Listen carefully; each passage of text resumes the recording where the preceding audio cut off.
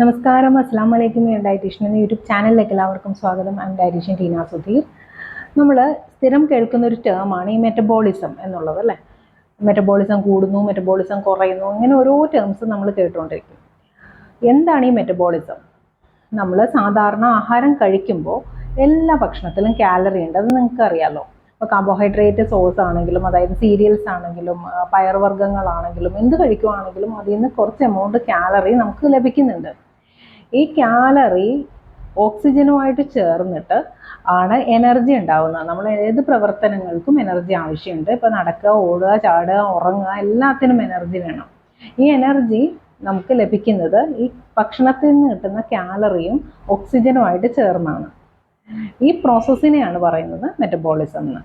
നമ്മൾ സാധാരണ പറയാറില്ലേ, വെയിറ്റ് കൂടുന്നത് മെറ്റബോളിസം കുറയുന്നത് കൊണ്ടാണ്, വെയിറ്റ് കുറയുന്നത് ഹൈലി മെറ്റബോളിസം ഉള്ള ആളുകൾക്കാണ്. ഇങ്ങനെ പല ടേംസ് നമ്മൾ സ്ഥിരം കേൾക്കുന്നതാണ്, അല്ലേ? അപ്പോൾ ഇതാണ് മെറ്റബോളിസം. മെറ്റബോളിസം കുറയുമ്പോഴാണ് നമുക്ക് വെയിറ്റ് ഗെയിൻ ഉണ്ടാവുന്നത്. മെറ്റബോളിസം കൂടുമ്പോഴാണ് വെയിറ്റ് ലോസ് ഉണ്ടാവുന്നത്. അതായത് ചില മെലിഞ്ഞിരിക്കുന്ന ആളുകൾ വളരെയധികം ഭക്ഷണം കഴിക്കുന്നത് നമ്മൾ കാണാം, അല്ലേ? ഈ കഴിക്കുന്ന ഭക്ഷണം നമ്മൾ പറയാറില്ലേ, ഇവർക്ക് എന്താ ശരീരത്തിൽ പിടിക്കുന്നില്ലേ എന്ന് പറയാറില്ലേ? അത് തന്നെയാണ് കാര്യം. കാരണം മെറ്റബോളിസം അവർക്ക് വളരെ കൂടുതലായിരിക്കും. അപ്പം അങ്ങനെയുള്ളവർക്ക് ഫുഡിൻ്റെ അബ്സോർപ്ഷൻ കുറയും. അതുപോലെ തന്നെ മെറ്റബോളിസം കുറവുള്ളവരുണ്ട്. മെറ്റബോളിസം കുറവുള്ളവർക്ക് കാരണം എപ്പോഴും തളർച്ച, ക്ഷീണം, ഡിപ്രഷൻ ഇങ്ങനെ ഇരിക്കുന്ന ആളുകൾ ഉണ്ടാവും. വെയിറ്റ് ഒരുപാട് കൂടുതലാവും, വെയിറ്റ് കുറയത്തില്ല. ഇതൊക്കെ മെറ്റബോളിസം കുറവുള്ളവരുടെ ഒരു ലക്ഷണമാണ്. ഇങ്ങനെയുള്ളവർക്ക് വെയിറ്റ് വല്ലാണ്ട് കൂടുതലായിട്ടും നമ്മൾ കാണാറുണ്ട്. അപ്പോൾ മെറ്റബോളിസം കുറയുമ്പോൾ വെയിറ്റ് കൂടും, മെറ്റബോളിസം കൂടുമ്പോൾ വെയിറ്റ് കുറയും. അത് തൽക്കാലം നിങ്ങൾ മനസ്സിലാക്കിയാൽ മതി. മെറ്റബോളിസം കൂട്ടാൻ എന്തൊക്കെയാണ് വഴികൾ? ഒന്നാമത്തേത് വാട്ടർ കൺസംഷൻ കൂട്ടാം. അതായത് നമ്മൾ കുടിക്കുന്ന വെള്ളത്തിൻ്റെ അളവ് വളരെ ഇമ്പോർട്ടൻ്റ് ആയിട്ടുള്ളൊരു കാര്യമാണ്. അതുകൊണ്ട് തന്നെ വെള്ളം ധാരാളം കുടിക്കാം.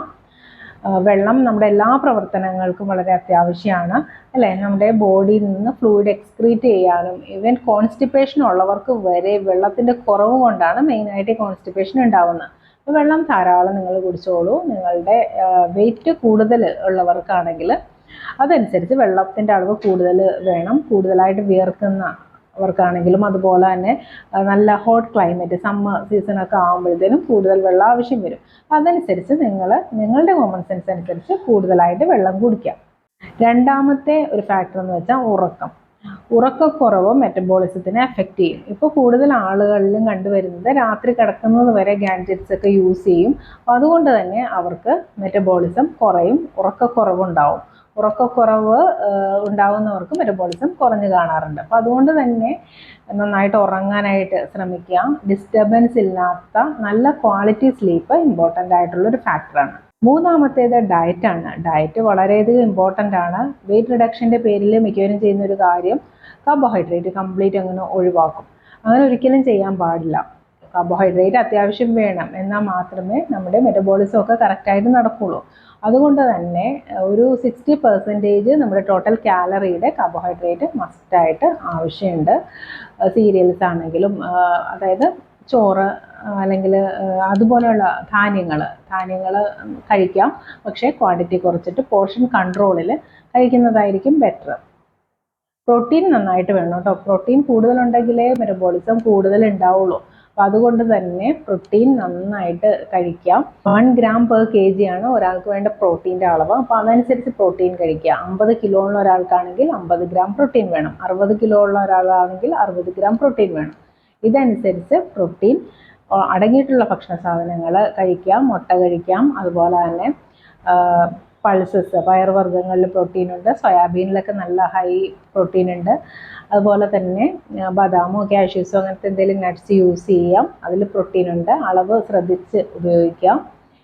പിന്നെ അതുപോലെ തന്നെ ഫാറ്റ് അത്യാവശ്യമാണ്. ഫാറ്റ് കുറഞ്ഞ എമൗണ്ടിൽ മതി, ഒരുപാട് വേണമെന്നില്ല. Good quality fat, good quality ഫൈബറൊക്കെ ഉള്ളതാണ് സീഡ്സ് കൂടുതലായിട്ട് നിങ്ങൾക്ക് യൂസ് ചെയ്യാവുന്നതാണ്. Pumpkin seeds, chia seeds, papaya seeds, ഇതൊക്കെ നമ്മുടെ ഹോർമോൺസിനെ ബാലൻസ് ചെയ്ത് നിർത്താനായിട്ട് സഹായിക്കും. അതുകൊണ്ട് തന്നെ സീഡ്സ് റെഗുലറായിട്ട് യൂസ് ചെയ്യാവുന്നതാണ്. മെറ്റബോളിസം ബൂസ്റ്റപ്പ് ചെയ്യുന്നതിനും സീഡ്സിന് വലിയൊരു പങ്കുണ്ട്. Vegetables, green leafy vegetables zinc, magnesium, potassium, phosphorus തുടങ്ങിയ ഒരുപാട് മൈക്രോ ന്യൂട്രിയൻസ് ഗ്രീൻ ലീഫി വെജിറ്റബിൾസിൽ അടങ്ങിയിട്ടുണ്ട്. അതുപോലെ ബാക്കി പച്ച നിറത്തിലുള്ള ഇലക്കറികൾ, പച്ചക്കറികൾ ഇതൊക്കെ കൂടുതലായിട്ട് യൂസ് ചെയ്യാനായിട്ട് ശ്രദ്ധിക്കാം. അതുപോലെ തന്നെ കളേർഡ് ആയിട്ടുള്ള വെജിറ്റബിൾസ്, ഇപ്പോൾ ക്യാരറ്റ്, ബീട്രൂട്ട്, ഇങ്ങനെ കളേർഡ് ആയിട്ടുള്ള വെജിറ്റബിൾസ് നിങ്ങളുടെ ഡയറ്റിൽ ഇൻക്ലൂഡ് ചെയ്യാം. ഇപ്പോൾ ക്യാപ്സിക്കം ഒക്കെ വളരെ നല്ല കേട്ടോ. ക്യാപ്സിക്കം തന്നെ പല നിറത്തിലുള്ള ക്യാപ്സിക്കം ഉണ്ടല്ലോ, അതൊക്കെ യൂസ് ചെയ്യാവുന്നതാണ്. ഇതൊക്കെ മെറ്റബോളിസം ബൂസ്റ്റ് ചെയ്യുന്നതിന് ഹെൽപ്ഫുള്ളാണ്. അതുപോലെ ഞാൻ എപ്പോഴും പറയുന്ന പോലെ fast food, junk food, refined oils, അതുപോലെ തന്നെ റിഫൈൻഡ് ഫ്ലോസിൻ്റെ ഒക്കെ ഉപയോഗം കഴിയുന്നത്ര ഒഴിവാക്കാൻ ഞാൻ പറയുന്നില്ല, കുറയ്ക്കുക. കുറച്ച് കൊണ്ടുവന്ന് ലാസ്റ്റായിട്ട് ഒഴിവാക്കുന്നതായിരിക്കും നല്ലത്. നമ്മുടെ ഷുഗർ, ഡയറക്റ്റ് ഷുഗർ, അതായത് പഞ്ചസാരയുടെ അളവ് കുറയ്ക്കാം. പഞ്ചസാര ഒരുപാട് ക്രാവിങ്സ് ഉള്ളവർക്കൊക്കെ പെട്ടെന്ന് സ്റ്റോപ്പ് ചെയ്യാനായിട്ട് ബുദ്ധിമുട്ടുണ്ടാവും. അപ്പോൾ അങ്ങനെ ചെയ്യേണ്ട, അളവ് കുറച്ച് ലാസ്റ്റ് ഒരു 2-3 മാസം കൊണ്ട് നിങ്ങൾക്കത് കംപ്ലീറ്റ് ഒഴിവാക്കുന്നതായിരിക്കും എപ്പോഴും നല്ലത്. പഞ്ചസാരയുടെ ഉപയോഗം കൂടുന്നതനുസരിച്ച് നമ്മുടെ മെറ്റബോളിസവും കുറയും, അപ്പോൾ വെയിറ്റ് കുറയാനും ബുദ്ധിമുട്ടുണ്ടാവും. ന്യൂട്രിയൻസിൻ്റെ ഡെഫിഷ്യൻസീസ് ഒരിക്കലും ഉണ്ടാവരുത്. അതുകൊണ്ടാണ് ഞാൻ എല്ലാ ഫുഡ് ഗ്രൂപ്പ്സിൽ നിന്നും ഭക്ഷണം ഇൻക്ലൂഡ് ചെയ്യാനായിട്ട് പറയുന്നത്. കാരണം ന്യൂട്രിയൻസിൻ്റെ ഡെഫിഷ്യൻസീസ് ഉണ്ടെങ്കിൽ നിങ്ങൾ എത്ര ഡയറ്റ് ചെയ്തിട്ടും ഒരു കാര്യമില്ല. കാരണം വെയിറ്റ് കുറയില്ല. അത് കുറഞ്ഞാൽ തന്നെ ഒരു പർട്ടിക്കുലർ പീരീഡ് എത്തുമ്പോഴത്തേനും വെയിറ്റ് സ്റ്റക്കായിട്ട് നിൽക്കും. പിന്നീട് ഒരിക്കലും കുറയാത്തൊരവസ്ഥ ഉണ്ടാവും. അതുകൊണ്ട് തന്നെ എല്ലാ ന്യൂട്രിയൻസും വളരെ അത്യാവശ്യമാണ്. ഡയറ്റ് എപ്പോഴും പോർഷൻ കൺട്രോളിൽ വെൽ ബാലൻസ്ഡ് ആയിട്ട് കഴിക്കാം, അതായിരിക്കും ബെറ്റർ. ഇന്നത്തെ വീഡിയോ എല്ലാവർക്കും ഇഷ്ടമായെന്ന് കരുതുന്നു. നിങ്ങൾക്ക് മെറ്റബോളിസത്തെക്കുറിച്ച് ഏകദേശം ഒരു ഐഡിയ കിട്ടിയിട്ടുണ്ടാവുമല്ലോ, എന്താണ് ഈ മെറ്റബോളിസം എന്നുള്ളത്. അപ്പോൾ ഞാൻ പറഞ്ഞ രീതിയിലൊക്കെ ആഹാരം കഴിക്കാനായിട്ട് ശ്രദ്ധിക്കാം. ഇന്നത്തെ വീഡിയോ ഇഷ്ടമായെങ്കിൽ ലൈക്ക് ചെയ്യുക, ഷെയർ ചെയ്യുക, എൻ്റെ ചാനൽ സബ്സ്ക്രൈബ് ചെയ്യാൻ മറക്കരുത്. നന്ദി, നമസ്കാരം.